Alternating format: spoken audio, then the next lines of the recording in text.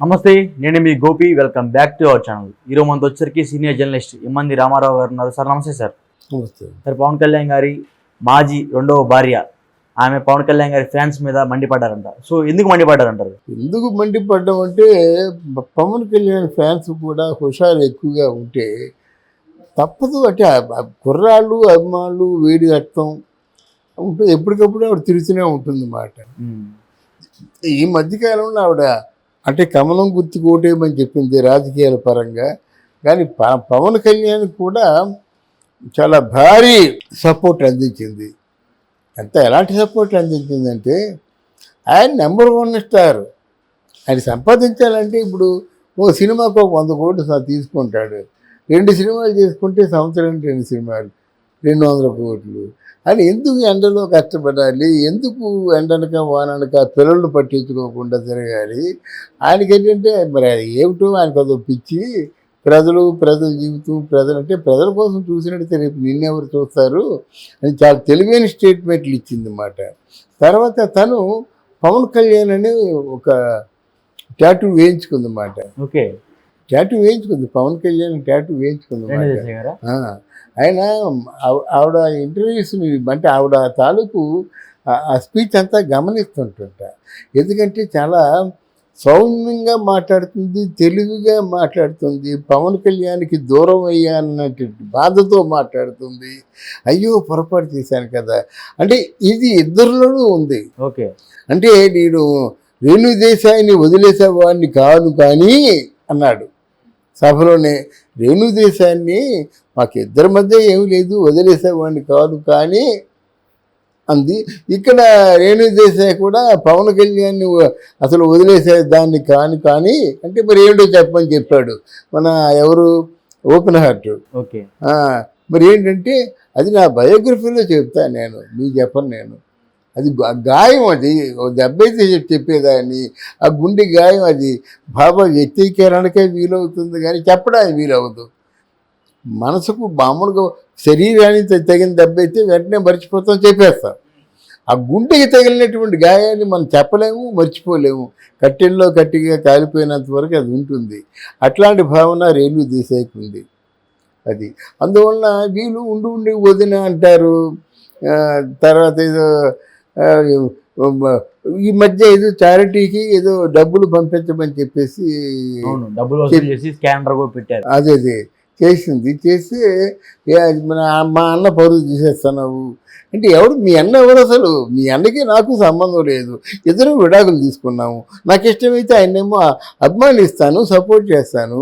నేను చేసే పనులకి ఆయన చేసే పనులకి నేనేం ఆటంకం పెట్టడం లేదు కదా, ఎక్కడి నుంచి ఆటంకం పెట్టలేదు కదా. ఎండా వానన్నా ఆటంకం నేను చేసే పనులకి ఆయన ఎందుకు ఆటంకం పెడతాడు? ఆయన పెట్టకపోయినా మధ్యలో మీరే నన్ను అడ్డుకోవడానికి అని కొంచెం గట్టిగానే ఇచ్చింది అన్నమాట. ఇది గట్టిగానే ఇస్తే వీళ్ళు రెచ్చిపోతారు. కానీ అది ఆ స్పందన కరెక్టా కాదని పవన్ కళ్యాణ్ ఫ్యాన్స్ ఆలోచించవలసిన అవసరం ఉంది. పోనీ పవన్ కళ్యాణ్ ఏమైనా స్పందించాడంటే ఆయన స్పందించకూడదు. చాలా గొడవలు జరుగుతాయి. చూసా వీళ్ళిద్దరికీ ఇల్లీగల్ కనెక్ట్ ఇంకా ఉంది అంటారన్నమాట. ఇప్పుడు మన ఈ రాధాకృష్ణ చేసిన ఇంటర్వ్యూలోనే వస్తారు, మాట్లాడుకుంటారు, తింటారు అని చెప్పిన తర్వాత అప్పుడే మొత్తం ఇది సోషల్ మీడియా బాగా వేరెక్కిపోయింది అన్నమాట. అలా కాకుండా మాకు ఇదేదో మంచి ఒక పొజిషన్లో వెళ్తున్నాడు, దేశభక్తుల్లో వెళ్తున్నాడు, ఇండియాలో ప్రముఖుల్లో ఒకడుగా మారిపోయాడు. ఆయన స్థానం చూసుకోవచ్చు. పవన్ కళ్యాణ్ ఈరోజు ప్రతి కదలికని కూడా భారతదేశం గమనిస్తుంది. అంటే రేణు దేశాయ్ గారు కేవలం 3,500 కోసమే ఆ పోస్ట్ పెట్టిందంట. సో అది ఎంత అంటారు? లేదు, నా ఉద్దేశానికి పవన్ కళ్యాణ్ వాళ్ళని అంత అధమ స్థితిలో ఉంచడు. అర్థమైందా? పవన్ కళ్యాణ్ ఏం తక్కువ చేశాడు? ఇద్దరు పిల్లలు బంగారంలో తయారు.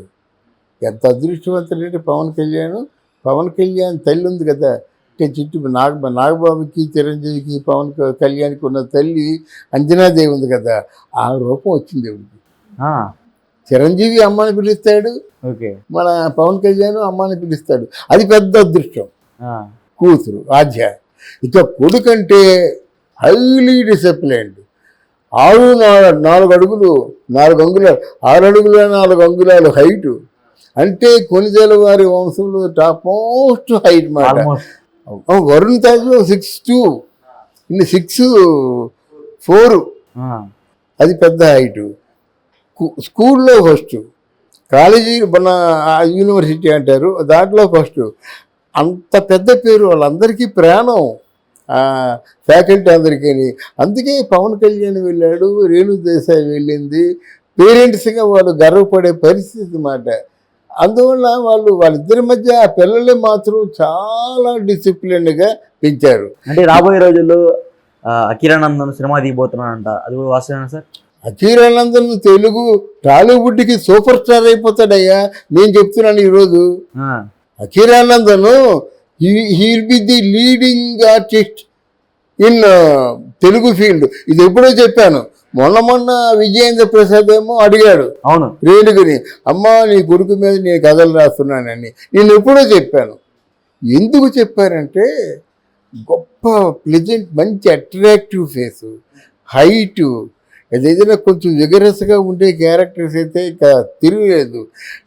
బాలీవుడ్ వాళ్ళు వచ్చి కాలమే పడతారు. తర్వాత ఏంటంటే కర్ర ఫైట్ చేస్తాడు, చూసారా మీరు? కర్రసాము బ్రహ్మాండంగా చేస్తున్నాడు. అంటే ఏమిటి, ఈ కర్రసాము కానీ మ్యూజిక్లో కానీ మనం గమనించవలసింది ఏమిటంటే అంత కాన్సన్ట్రేషన్ లేకపోతే మ్యూజిక్ చేయలేడు, అది రిథం రాదు, సాధ్యపడదు. అలా కర్రసాము కూడా అంత బ్యాలెన్స్ లేకపోతే చేయలేదు. ఎంతమంది కర్రసాము చేస్తుండగా తలకాయలు మెదడు పైకి వచ్చేసింది. అబ్యాలెన్స్ అంటే కుర్రాడికి అన్ని తెలివితేటలు ఉన్నాయి కాబట్టి విజయేంద్ర ప్రసాద్ లాంటి వాడు, అమ్మ నీ కుర్రాడిని మాత్రం మాకు ఇవ్వండి అమ్మ అన్నాడు. అది తొందరలో ఇప్పుడు ఎల్ సత్యానందని విశాఖపట్నంలో ఉన్నాడు. పవన్ కళ్యాణ్ అక్కడ టీచింగ్ కోర్స్ తీసుకున్నాడు. వరుణ్ తేజ్ అక్కడే వరుణ్ తేజ్, మన సాయి ధర్మ తేజ్ అందరూ అక్కడే నేర్చుకున్నారు. ఇప్పుడు మన అఖిరానందన్ కూడా అక్కడే నేర్చుకుంటాడు. తర్వాత ఏంటంటే ఇక్కడ అడవి శేషు అనే అతను రైటరు, ఆర్టిస్టును ఆయన ఉపయోగించుకుందాం అనుకుంటాడు కానీ ఆయనకు ఉపయోగపడతాడా? ఎంత పోటీ. చరణ్ వదిలేస్తాడా? ఫస్ట్ చరణే అవకాశం తీసుకుంటాడు. ఫస్ట్ తీసుకున్నది చరణే అవకాశం తీసుకుంటాడు. సెకండ్ తీసుకుంది రాజమౌళి తీసుకుంటాడు, తెలివైనడు కాబట్టి. అర్థమైందా? సెకండ్ తీసుకుంటాడు రాజమౌళి. థర్డ్ తీసుకుంది వీళ్ళందరూ ఊరుకుంటారు, దిల్ రాజును అని పేరు అశ్విని దత్తు. వీళ్ళు అలా కాదు, వస్తుంది డబ్బులు పంట వచ్చేస్తుంది కదా. నీకు అర్థమైందా? కొత్త కుర్రాడితోనే 100 కలెక్షన్ వస్తుంది, 100 కోట్లు. ఎందుకంటే ఆయన అట్లాంటి వ్యక్తి మాట, అలాంటి వ్యక్తి కొడుకు. ఇది మన ఇండస్ట్రీ చాలా స్వార్థపరమైన ఇండస్ట్రీ అండి. అందుకే ఇప్పుడు చరణ్ ఫస్ట్ ఛాన్స్ తీసుకున్నా సరే చాలా బాగుంటుంది అన్నమాట. చరణ్ తీసుకుంటే దాన్ని తగిన డైరెక్టర్ని తీసుకుంటాడు. అది ఇక్కడ మరి విజయేంద్ర ప్రసాద్ అంటే అంటే ఎక్కడ కుదురుతుంది అనే సందేహం చాలామంది రావచ్చు. మహేష్ బాబుతో ఒక షెడ్యూల్ అయిపోయిన తర్వాత మళ్ళీ ఆల్మోస్ట్ ఇది పోస్ట్ ప్రొడక్షన్ వర్క్ జరుగుతుండే కొంత గ్యాప్లో జరుగుతుందని అంతనమాట. కొంత వర్క్ అయిపోయినట్టయితే మళ్ళీ మహేష్ బాబు సినిమా పూర్తయిన తర్వాత ఈ సినిమా పూర్తవుతుంది అనేది ప్లాన్ చేసుకున్నాడు ఆయన. బట్ అఖిరానందన్ మాత్రం విడిచిపెట్టాడు. అంటే అదేవిధంగా రేణు దేశాయ్ మీద కొన్ని ఆరోపణలు వస్తున్నాయి. ఆమె సెకండ్ మ్యారేజ్ చేసుకుంటుందని. ఎవరు? రేణు దేశాయ్ గారు. అవును, రేణు దేశాయ్ ఎవరో ఒక బిజినెస్ మ్యాన్ ని సెకండ్ మ్యారేజ్ చేసుకుంటుందని కొన్ని వార్తలు వస్తున్నాయి, ఆరోపణలు కూడా వస్తున్నాయి. సో అది ఎంత మేరకు వాస్తవం అంటారు? అంటే వాస్తవం అయితే ఇప్పుడు అవకాశం లేదు కదండి, వార్తలు వస్తున్నాయి కదా సార్, ఎంత మేరకు వాస్తవం? కరెక్టే, రెండో పెళ్లి చేసుకోమని అఖిరానందన్ కూడా చెప్పాడు. అఖిరానందన్ చెప్పాడు, ఇక్కడ అవకాశం లేదు కదా. ఎక్కడికి వెళ్ళినా పవన్ కళ్యాణ్ పిల్లమంటున్నారు కదా, అఖిరానందన్ తల్లి అంటున్నారు కదా. మరి అఖిరానందన్ పవన్ కళ్యాణ్ కొడుకు కాదని అనేవాళ్ళు ఎవరు లేరు కదా. అఖిరానందన్ ఆద్య కొనిదెల వారే, నువ్వు తల్లినట్టు కొనిదెల వారు తల్లివి, అది ఆ ట్యాగ్ ఉంది కదా. సో అది అనుకున్న ఈజీ కాదు బాబు. అదే నా ఉద్దేశం ఎవరు చెప్పమని చెప్తున్నాను కానీ, but they will be together for ever.